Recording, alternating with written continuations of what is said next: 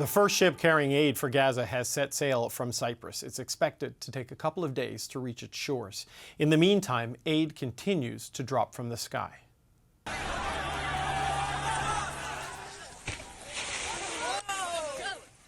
Some new video underscoring the desperation on the ground. Palestinians race to collect food and supplies after it's parachuted out of planes above.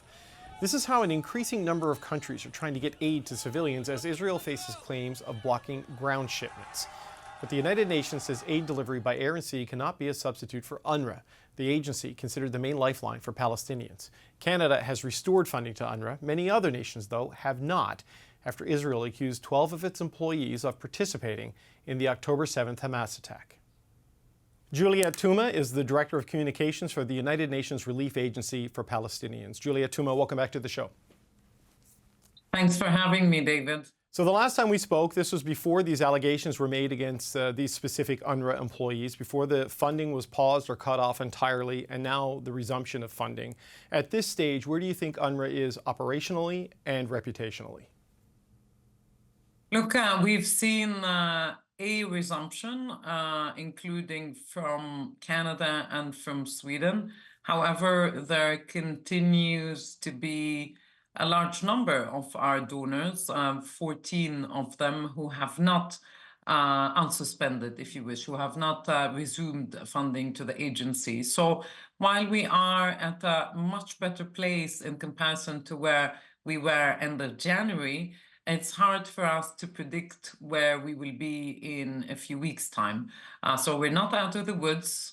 We still need funding because we're operating right now from a hand to mouth, going from 1 week to another. All of this amid a humanitarian crisis, one of the largest the world is going through right now in Gaza. So Canada has resumed its funding, but it's remained adamant that this resumption does not absolve UNRWA of these allegations, and it's waiting the findings of the investigation into the agency. So how do you restore trust, complete trust, with these countries after what's been alleged? So these allegations that came our way were very, very serious allegations because they had to do with 12 staff out of a cadre of 30,000 people working for us in Gaza and around the region. These allegations were about an alleged participation of these staff in the horrific 7 of October attack. Now, you are right, there is an ongoing investigation that is being undertaken by the United Nations Office of Oversight Services. This is the highest investigative body of the United Nations, so it's independent to UNRWA, and that's ongoing. And as long as it is ongoing, we are not able to say anything about the course of that investigation, and we'll have to wait for the results. Meanwhile, there is a fast and growing humanitarian crisis in the Gaza Strip. The war is entering its 6th month. The humanitarian conditions there are absolutely appalling in parts of Gaza, especially in the north. People are starving. You may have seen the footage, very, very sad footage of children dying of dehydration and hunger. So there must be more support coming to UNRWA because it is the largest UN agency operating in Gaza. The challenge, though, Juliette, as I'm sure you know, is that the allegations against UNRWA go beyond just the 12 employees implicated in the October 7th attacks. Israel has said you employ about 450 terrorist operatives in there. The IDF, there's reporting in the Times of Israel saying that the Israel Defense Forces wants to essentially disband UNRWA and have a new organization operating inside Gaza. So how do you make the argument for extra funding and increased funding to your organization with these allegations hanging out there? Look, first of all, we call on any entity, on any member state, on any party that has any information of that type to share that information with the ongoing United Nations investigation. We're learning about these allegations, these additional allegations, David, from the media. And so we call for anyone who has any information to share it directly with the investigation rather than with the media. That's first.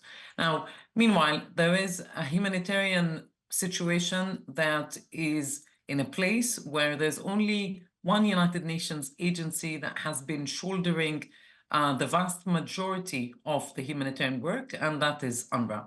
And for now, there is no time to waste. And so UNRWA needs to be supported because we are on the verge of famine, because we are in the middle of a most brutal war, and because UNRWA has the largest footprint on the ground in Gaza. No other United Nations agency or any other humanitarian agency has the reach or the volume or the capacity or the number of staff that we have right now inside Gaza. Your organization has actually come forward with some allegations of your own. I read a statement from you, Juliette, given to CNN, saying that some of your employees were coerced into false confessions of links to Hamas by Israel. What did you hear from these employees, and what do you want to see happen with that issue?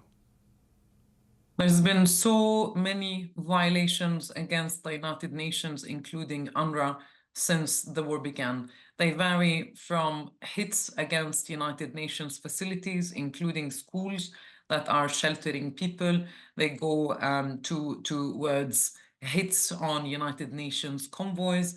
We have also lost many of our colleagues. Some of them were killed as aid workers in the line of duty.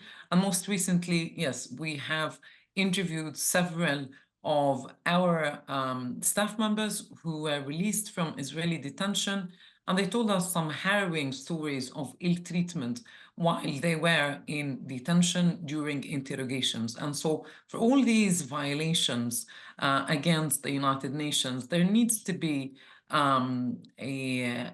commissions of inquiry, independent investigations that should happen and take place and look into all these violations once the war comes to an end in Gaza.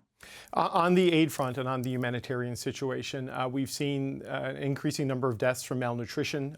Children in particular just not able to get the food that they need to sustain themselves. The aid by truck is still coming in at a trickle. We've seen some countries turn to airdrops, which are insufficient at scale, is the criticism of them, though everything helps at this point. And now the Americans have proposed a plan to build a temporary port and bring things into the beach by sea. Do you see that as a viable pathway for aid at scale into Gaza? And would that need UNRWA to work? Would it need to be your organization distributing the supplies that the Americans intend to bring in by sea?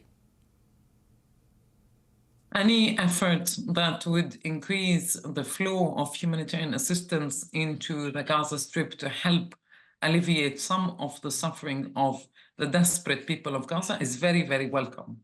However, what we're saying is that there is a much more efficient, easier, faster, safer, cheaper way to get in humanitarian assistance to Gaza, and it shouldn't be that complex. And that is via the crossings that connect the Gaza Strip with Israel, to bring in more trucks, including to UNRWA, to bring in more supplies, including to the commercial sector, for the private sector to be revived, for the markets to reopen. Because right now in Gaza, and I've been there myself twice since the war began, there is no stores, no shops, no pharmacies, no food stalls. There is an entire reliance on humanitarian operation of a whole population, and that's absolutely unsustainable, not now, not in the medium term, and definitely not in the long term.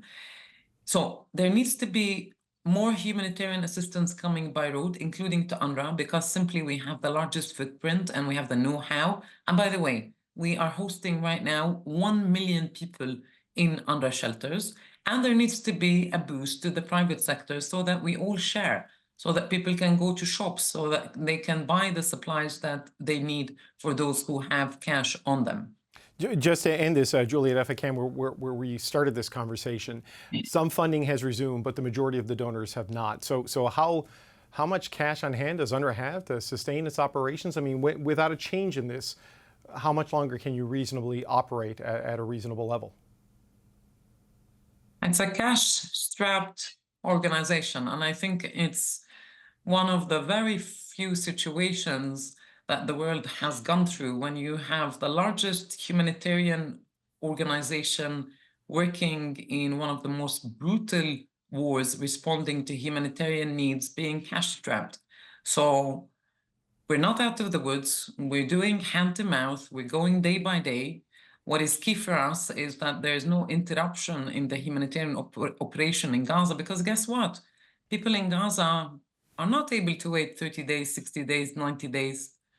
They need the assistance, they need the food, and they need most of all a ceasefire today, not later. So do you think your days of operations left, weeks of operations left? Can you ballpark it in any way? We managed to get through February. We were not even sure about that, and we maintained our operations not only in Gaza but across the region.